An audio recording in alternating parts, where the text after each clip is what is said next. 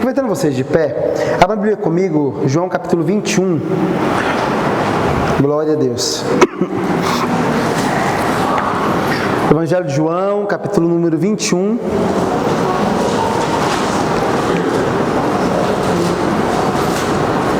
Verso 4, 5 e 6. E o 7. Glória a Deus.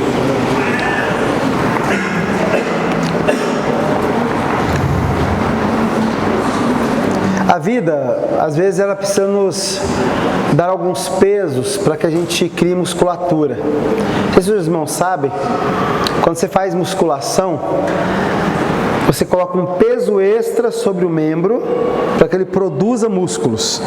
Não existe músculos sem resistência. Então as pessoas fortalecem as pernas, os braços, carregando peso. Então se eu tenho resistência, eu tenho músculos. Às vezes nós passamos anos perto de Deus, mas não criamos musculatura de varão e de varoa de Deus, porque não sofremos resistência. Um dia desse, aconselhando um homem já de 56 anos, 57 anos, que viu a vida dele inteirinha na igreja, ele me contando que ele nunca foi chamado a atenção desde que ele virou tenente da Polícia Militar. Ele tinha 26 anos na época. Nunca mais foi pastoreado, nunca mais foi aconselhado, nunca mais foi orientado. Isso foi criando tantos problemas na vida dele, e depois de tantos anos, quando ele ouviu uma repreensão, ele ficou assim assustado, falou assim: meu Deus, eu nem sei o que é isso. E ele agradeceu a Deus, porque Deus não desistiu dele. Amém. Nós precisamos de sol para amadurecer, resistência para criar músculos. E essa palavra, ela fala sobre isso, sobre homens que andam com Deus, que experimentam os milagres, que veem, que presenciam, que testemunham, que são até usados para realizar milagres, mas mesmo assim, apesar dos anos e da proximidade, não criaram musculatura em relação a Deus. Amém? Vamos ler o texto? E sendo já amanhã, Jesus se apresentou na praia, mas os discípulos não conheceram que era Jesus. Disse-lhe, pois, Jesus: filhos, tendes algo que comer? E respondeu-lhe: não. E ele lhes disse: lançai a rede para o lado direito do barco, e achareis. E lançaram-no, pois, e já não podiam mais tirar pela multidão dos peixes. Então aquele discípulo a quem Jesus amava disse a Pedro: é o Senhor. E quando Simão Pedro ouviu que era o Senhor, cingiu-se com uma túnica, porque estava nu, e lançou-se ao mar. Amém? Feche seus olhos um instante. Glória a Deus. Pai amado, Deus, que nós te louvamos, Senhor, pela tua graça e pela tua misericórdia. Pai, que a tua presença, Pai, seja dada, Senhor, Pai, de forma especial para nós. Que possamos ser tocados pela tua presença, sermos cheios do teu Espírito e entendemos a tua mensagem. Estamos aqui, Senhor, porque te servimos e queremos estar perto de ti. Temos desejo de caminhar em tua direção. E é sobre isso que falamos, e é sobre isso que oramos, em nome de Jesus. Amém. Isso aqui? É os dois? Então vamos lá. Amém. Ah, tá. Esse tá ligado nesse. Tá. Ah, tá. Tá bom. Vamos lá. Vocês podem sentar, irmãos. Fiquem à vontade. É uma das mensagens que eu mais preguei na minha vida. Foi João, capítulo 21, verso 1 ao 14. Eu devo ter pregado já umas 30 mensagens diferentes nesse texto. E essa noite o Senhor me deu Eu estava pregando agora, tem 25 minutos na minha igreja, e lá nós começamos 4 semanas falando sobre ansiedade. E hoje eu falei sobre 2 aspectos, né? Que é a confiança em Deus e a fé na sua palavra. E eu questionei o nosso rebanho ali sobre isso. Que nós vivemos num mundo em que as pessoas desconfiam de Deus, inclusive nós cristãos. Nós ouvimos tantas pessoas falando: se você contar os seus sonhos, as pessoas vão atrapalhar seus sonhos. Aleluias? Acho que eu desliguei o... Aleluias, isso. Se você contar os sonhos para alguém, os sonhos vão acontecer. Se você falar seus planos, eles vão atrapalhar. Pessoas têm inveja de você. Não é isso que houve muito hoje, Salles? Tem gurus que falam assim, que você não pode contar os seus planos para ninguém. Aí eu olho para a Bíblia. Aí eu procurei na Bíblia.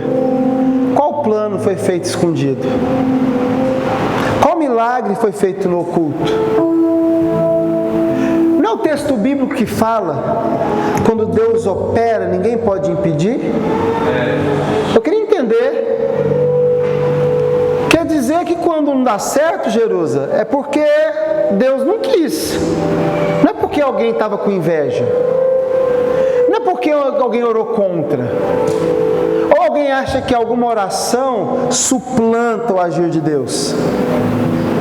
Uma igreja que não confia em Deus, ela vive insegura e ansiosa.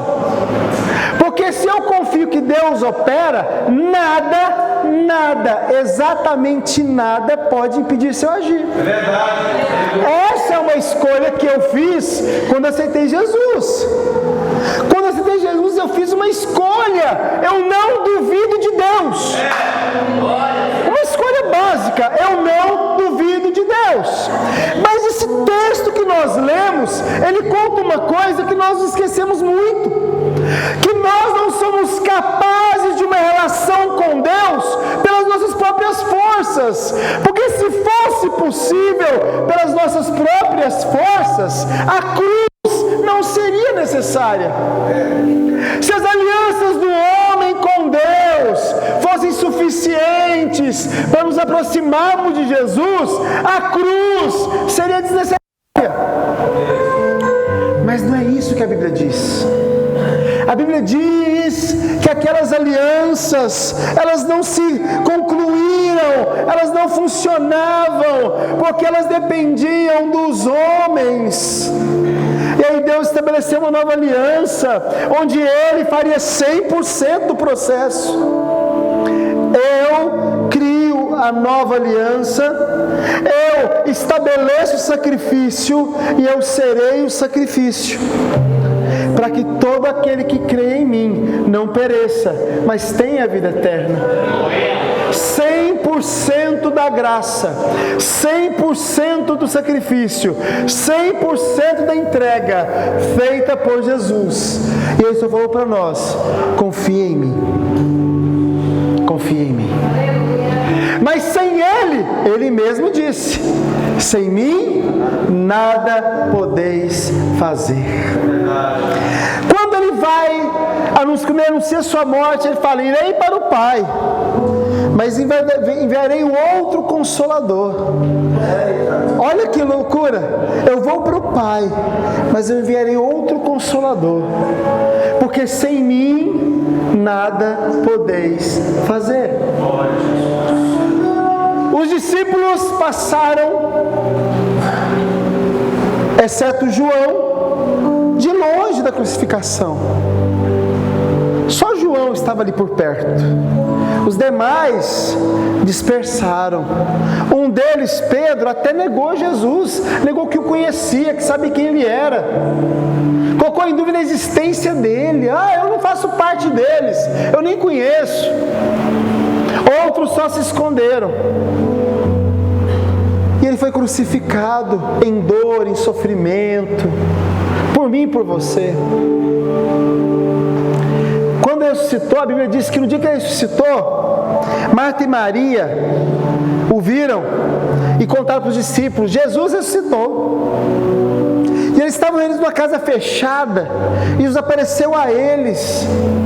E Tomé, que duvidava, tocou o seu lado, para provar que ele estava lá.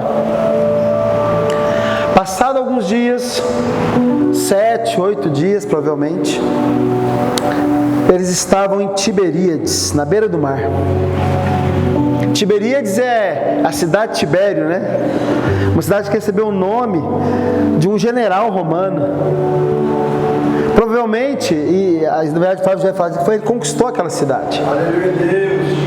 E eles estavam em Tiberíades, eu já falei isso muitas vezes, mas vou repetir de novo aqui essa noite. Lá eu tinha Pedro, que é pescador, um filho ou outro de Zebedeu, né? Tiago, era pescador, mas a maioria dos homens, já tinha Mateus, que era cobrador de impostos. Eu tinha marceneiros, eu tinha várias profissões. 7 dias que eles não viam Jesus. Irmão, eu quero te dizer uma coisa: você não pode passar muito tempo sem Jesus, isso é perigoso. Aqueles homens não tinham ainda o Espírito Santo de Deus, correto? O Espírito não tinha descido sobre eles ainda. Então, quando Jesus se afastou deles, Jerusalém estava distante deles. 7 dias. Em 7 dias, Salles, eles estavam naquele lugar com medo de serem perseguidos. E a Bíblia diz que lá na alta madrugada, 2, 3 da manhã, sabe o que aconteceu? Pedro acorda de madrugada e fala assim: vou pescar. Pedro era pescador, mas a Bíblia diz que homens que não eram pescadores, que não sabiam o que fazer, porque essa é a palavra, eles estavam ali, mas não sabiam o que fazer, mesmo Jesus tendo dado para eles orientações, mas não sabiam o que fazer, estavam perdidos sem Jesus. Sem Jesus por perto, aqueles homens ousados e corajosos, que oravam pela multidão, que viam os milagres, sem Jesus, serviam para nada. Tanto é que na madrugada, Pedro fala: vou pescar, eles falam o quê? Vou também. Homens sem rumo, homens sem direção, homens sem ousadia, sem coragem, homens medrosos, titubeantes, desconfiando de Deus e da palavra que Ele tinha dado, da promessa que Ele fez. Vocês lembram que esse Pedro da madrugada é o mesmo que Jesus falou assim: você não é mais pescador de homens, de peixes, eu te farei pescador de homens. Mas depois de 7 dias estava lá Pedro de madrugada, voltando para a velha vida de novo, pela 3ª ou 4ª vez, porque estavam desconfiando de Deus. É isso mesmo, desconfiando de Deus. Alguém pode pensar: estou sem ver Jesus há 7 dias, eu vou voltar a fazer o que eu fazia anteriormente. Não foi só isso que eles fizeram. Eu e você passamos por transtornos imensos, perdemos pessoas que nós amamos, perdemos empregos, passamos dificuldades financeiras, somos apertados pelas circunstâncias, acidentes no trânsito. É isso mesmo, decepção com as pessoas, até um pouco de perseguição acontece. E muitas vezes nos sentimos distantes de Deus, não percebemos Deus, esquecemos que o Deus que nós servimos não é Deus de lado, nem Deus do outro, não é o Deus que está atrás ou está na frente. O Deus que nós servimos é Emmanuel, é Deus em nós. E que o reino que Ele estabeleceu é eu mesmo. E se Ele reina em mim. Mas aqueles homens 7 dias sem Jesus. Vamos pescar? Vamos pescar. Mateusão, cobrador de impostos, homem não acostumado com o barco, entrou no barco. Vamos pescar. Não tem nada que fazer mesmo. Não tenho planos, não tenho propósitos. Como vou ter práticas? E a Bíblia diz que eles foram para o mar pescar. As madrugadas são frias naquela região. A Bíblia diz que Pedro tirou a roupa, tirou a túnica que ele estava usando, para não molhar a túnica. E passaram a noite inteira, rede para cá, rede para lá, rede para cá, rede para lá. Lewis Carroll escreveu um romance que é Alice nos Países das Maravilhas. E tem uma frase muito conhecida de quem já assistiu o filme ou o desenho, em que Alice chega no País das Maravilhas e tem uma estrada de tijolos dourados. E ela caminha pela estrada. Chega um momento que a estrada vira 2. A estrada abre em 2. Ela senta à beira da estrada e começa a chorar. Aí chega o coelho, o leão e o homem de lata. Menininha, por que você está chorando? Pergunta para ela. E ela fala assim: eu cheguei aqui, tem 2 caminhos e eu não sei para onde ir, qual caminho pegar. E o homem de lá, e o coelho fala para ela, o homem leão, aliás: se você não sabe onde quer chegar, qualquer caminho te levará. Lewis Carroll, como um bom cristão que escreve história para criança, estava contando para nós um segredo do Evangelho, que não é segredo, mas para aqueles que não leem o Evangelho é um segredo sim, que Jesus é o caminho. Aleluia! Sabe por que ele falou assim: eu sou o caminho? Para que não houvesse dúvida de como e para onde nós vamos. Ele disse: eu sou o caminho, para que não haja dúvidas. Porque a dúvida destrói a fé. E aí, os homens no barco de madrugada, a noite inteira, a madrugada inteira, não pegaram nada. A Bíblia conta lá em Marcos, não me lembro a referência, mas Marcos conta a história de um rapaz que ficava acompanhando os discípulos de longe, observando os discípulos, as pregações de Jesus. Era um rapaz jovem, estava o tempo todo observando Jesus ali de longe, e estava no meio da multidão, sempre sorrateiro, observando sem se aproximar muito. Aí um dos discípulos ficou curioso: quem é esse jovem que nos observa, nos acompanha o tempo todo? Uma bela túnica. A Bíblia diz que quando o discípulo chegou perto dele e segurou na túnica e perguntou quem que ele era, a Bíblia diz que ele fugiu pelado e deixou a túnica na mão do discípulo. Semana passada, no sábado, semana retrasada, na verdade, estava uma consagração na igreja, foi me dada uma oportunidade para dar uma palavra curta. E nesse dia, nesse momento que eu li esse texto, o Senhor falou comigo sobre uma coisa que eu nunca tinha percebido. Nós estamos virando uma igreja de simpatizantes. A igreja não é essa igreja, é a igreja do Senhor, no Brasil, no mundo. Está virando uma igreja cheia de simpatizantes. Pessoas que vêm, que olham, que batem palma, que cantam, que dançam, vão nos retiros, vêm aos cultos, mas não se comprometem. Não se comprometem, não é só com o Evangelho de Jesus, não se comprometem com a própria comunidade que escolhem estar perto, não se comprometem com as pessoas que estão orando e intercedendo por elas, porque elas não querem orar e interceder por ninguém. Elas só têm a túnica. Quando tira a túnica, é mais uma Eva e um Adão no jardim, pelados, com medo de Deus, se escondendo nas moitas. Um homem e uma mulher de Deus não podem ter apenas ou ser apenas uma túnica linda, que por baixo dela não tem conteúdo nem proteção.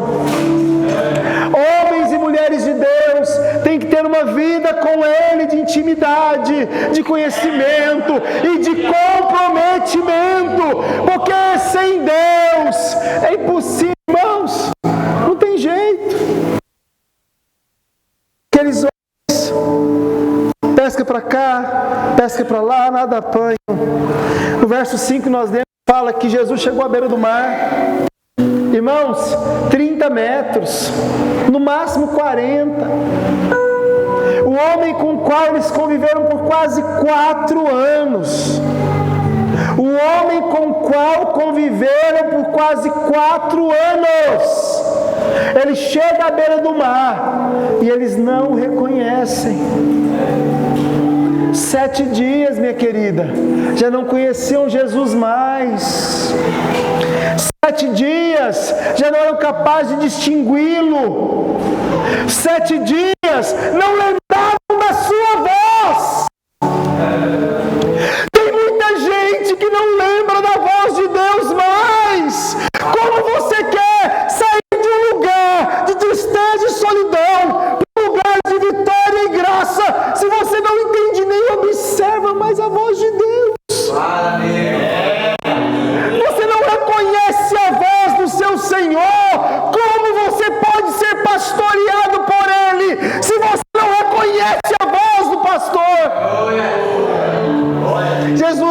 disse: a minha ovelha conhece a voz do seu pastor. E eles já não conheciam mais, meus queridos. 7 dias, Marcionil, não reconheceram a figura dele, não reconheceram a voz dele. E ele fala assim: vocês têm algo para comer?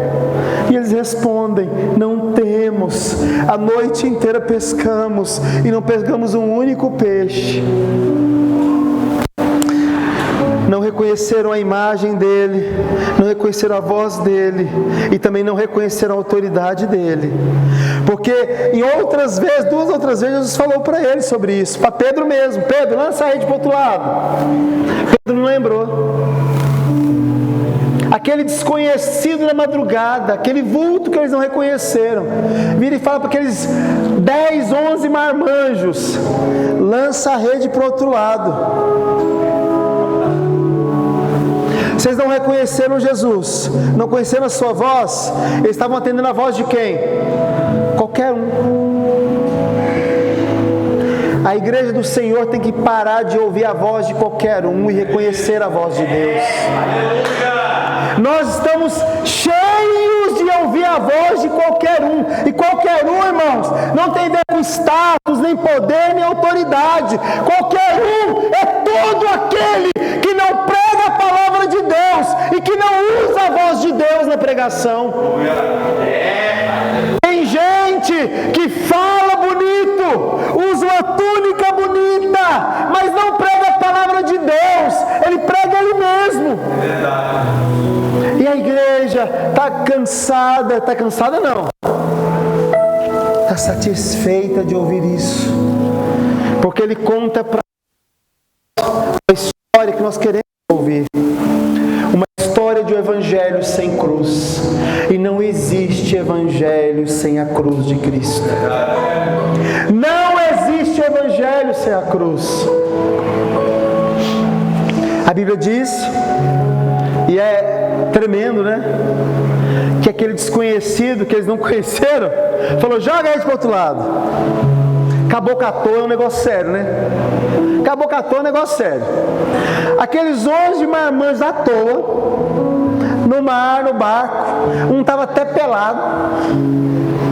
Aí um desconhecido fala: joga ele para o outro lado.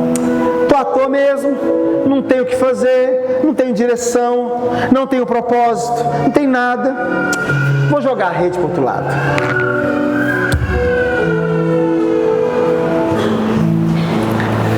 Aconteceu o que com a rede? Pesou.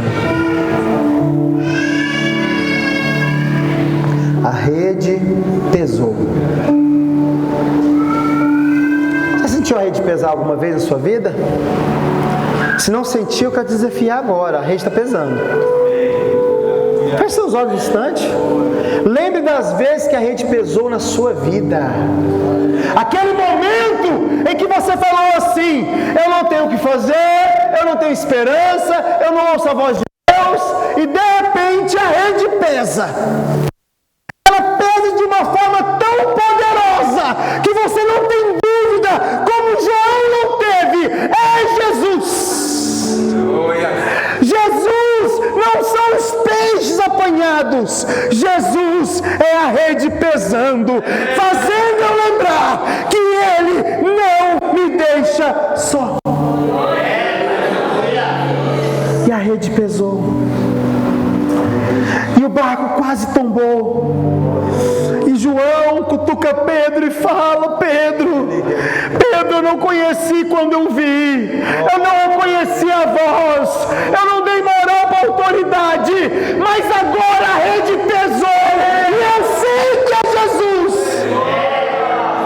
porque o ambiente, a história, meu trabalho estão alterados, porque Jesus visitou a gente agora e a rede foi cheia e está pesada.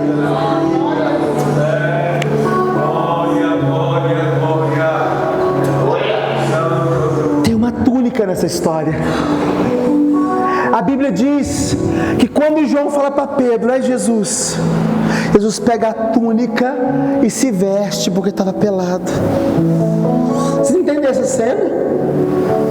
Quando João fala, é Jesus, Pedro fica com medo, pega a túnica e se cobre. A Bíblia diz que Pedro desce do barco e vai para um rumo diferente dos apóstolos, né? Os apóstolos vão em direção ao fogo, onde já tem peixe, do homem que não estava no barco, já assados na beira do rio, do mar, e Pedro vai se afastando. Jesus se desloca em direção a Pedro, o homem que só tinha uma túnica, em direção ao homem que o negou, ao homem que não reconheceu a sua voz, nem a sua imagem, nem sua autoridade, e nem percebeu primeiro quando a rede pesou. Sabe por quê? Porque Jesus faz isso com você e comigo, vai em nossa direção, em passos firmes, porque Ele quer salvar a sua vida, Ele quer cuidar da sua casa, Ele quer libertar seu filho, Ele quer abrir portas de emprego, Ele quer resolver problemas infindáveis, Ele quer tratar a sua ansiedade, Ele quer curar o seu corpo, Ele quer te fazer testemunha dEle, testemunha de Jesus, um privilégio inominável. Eu fico pensando como que alguém que entende o Evangelho não fica orgulhoso de ser chamado testemunha de Jesus, porque não somos testemunhas de um ser malandro, de um pilantra, de um político qualquer, somos testemunhas do Filho de Deus, aquele que tira o pecado do mundo.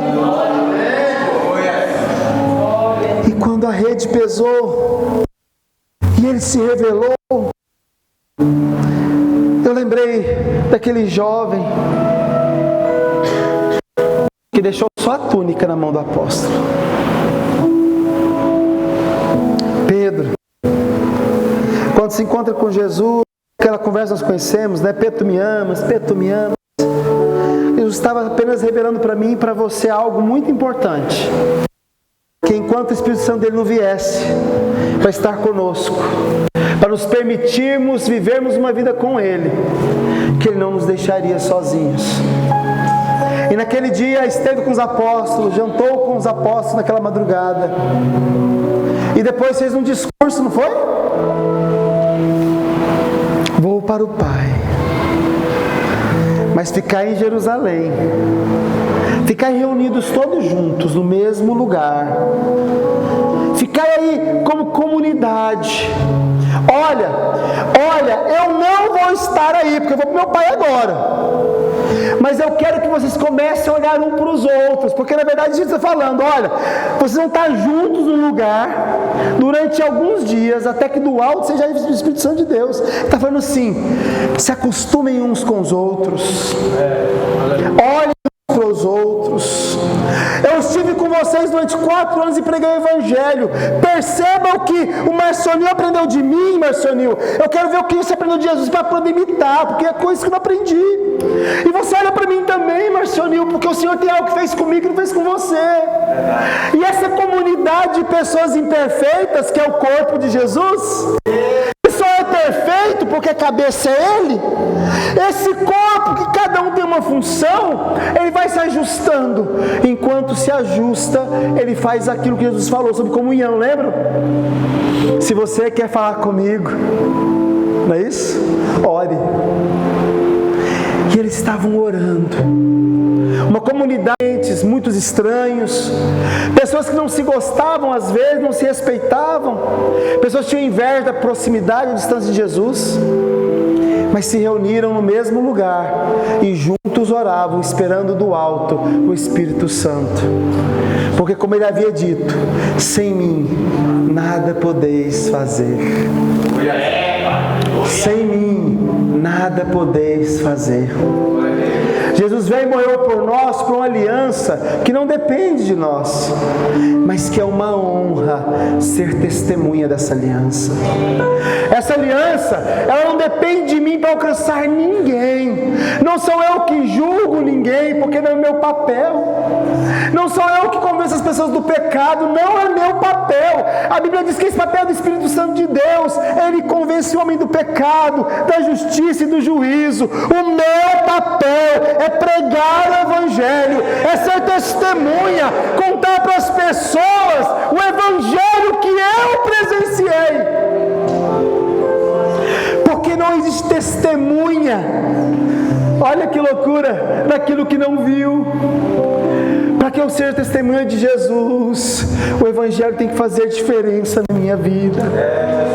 Eu tenho que ter o Evangelho, viver o Evangelho, para que a minha vida com Jesus me transforme no grande testemunho do Reino. E naquele dia, o Espírito Santo desceu. E foram cheios do Espírito Santo. E falavam em outras línguas. É lindo, né? É emocionante essa história. As pessoas que estavam fora ouviram eles orando, gritando nas línguas deles próprios. Falaram: meu Deus, que coisa louca, maluca! Mas o maior milagre, sabe o que aconteceu? Quando acabou aquela oração e Pedro foi para a rua, ele pregou com coragem e ousadia, porque não estava mais sozinho, o Espírito Santo estava com ele, e com o Espírito Santo de Deus, com a coragem e ousadia, ele pregou o Evangelho que ele viveu. Um homem titubeante, um homem covarde, um homem que se esconde, se tornou um homem que foi o primeiro a colocar o peito aberto na praça e falar: vocês sabiam que ressuscitou aquele que vocês chamavam de Nazareno? Milhares de pessoas se converteram, não pelo Evangelho que Pedro pregou, mas pelo Evangelho que transformou Pedro e fez dele testemunha de Jesus. Se eu falar a noite inteira e a palavra de Deus não mudar a sua vida, não é Evangelho, é papo furado, é a história da carochinha. Hoje eu falei para uma moça, uma irmã lá da igreja, ela falou assim: eu fui numa igreja porque estava precisando ouvir a profecia. Aí eu perguntei para ela assim: o que ouvir essa profecia mudou no seu comportamento? E ela disse: nada. Mas eu fiquei muito emocionada na hora, achei que Deus estava falando comigo, chorei, mas não mudou nada. Não. Então eu vou te falar, foi de Deus não. A Bíblia diz que a palavra dele não volta vazia. A Bíblia diz que a palavra dele não volta vazia. Ela tem ocasião no coração do homem e muda. Você saiu daqui, foi para sua casa, chegou lá e nada mudou. Palavra vazia. Mas eu quero dizer nessa noite, você é testemunho do Evangelho. Você não pode ser o homem da túnica, nem da túnica que é tirada, nem da túnica que é posta. Você é aquele que se encontrou com Jesus na cruz, e lá na cruz Ele te salvou para a glória do seu nome. Amém, amém. Vamos ficar de pé, em nome de Jesus? Glória a Deus. Santo é o nome do Senhor. Eu estava até assustado com não ter derrubado essa água antes. Achei já que você... Tem que tirar daí para não molhar mais. Leva lá. Senão vai... Caiu água no controle e tal. Eu sou meio desastrado mesmo, tá? Isso acontece de vez em sempre. Na Depac eu derrubei um copo no chão também, não foi? Teve um dia lá, eu derrubei um copão no chão também. Sou assim desse tipo mesmo. Eu não coloco, quando eu vou pregar na minha igreja, eu não boto copo na minha mesa, eu não gosto. Porque eu vou derrubar. A chance é muito grande. Eu quero que você agora olhe para quem está do seu lado aí e fale para ele: nós não somos a igreja da túnica. Nós somos a igreja que testemunha do Senhor. Entenderam isso? Eu não sou a igreja que fala. Vai lá, eu não sou a igreja que fala. Eu sou a igreja que vive o Evangelho. Porque aquele que vive em Cristo. Porque Ele também disse que além do caminho, Ele é. Além do caminho, Ele é. E a vida que você e eu temos, só a vida que Ele morreu para que nós pudéssemos viver. Não se esqueça disso. Eu sei que nós somos atraídos por discursos fáceis, de coisas simples, onde a gente pode achar que a gente pode deixar de lado quem é mal. Eu tenho ouvido muito ultimamente, em rádios evangélicas inclusive. Se você tem uma pessoa que ela te leva para o mal, que ela é ruim, que não sei o que, sai de perto dela. Eu queria entender que Jesus fez isso. Jesus mandou ir lá naquela treva e jogar a luz lá. Deus não mandou deixar a treva para lá e correr dela, não. Ele mandou, olha o que Isaías escreveu, e naquele dia, olha o que ele fala: restaurarei as casas há muito tempo destruídas. Não fomos chamados para ficar no palácio, olhando por cima daquela ralé que não quer Deus. Fomos chamados para sermos aqueles que testemunham de Jesus entre eles, para que eles conheçam Jesus através de nós. Não corra das trevas, a dissipe com a luz do Evangelho. Enfrente as trevas com a luz da palavra. Como disse o salmista: lâmpada para os meus pés é a tua palavra e luz para o meu caminho. Como disse Jesus, para que serve uma lâmpada se não for colocar na parte mais alta da casa? Ela não foi feita para ser escondida embaixo da cama, ela foi feita para ser colocada à vista dos homens. E é sobre isso que o Senhor quer falar com você nessa noite.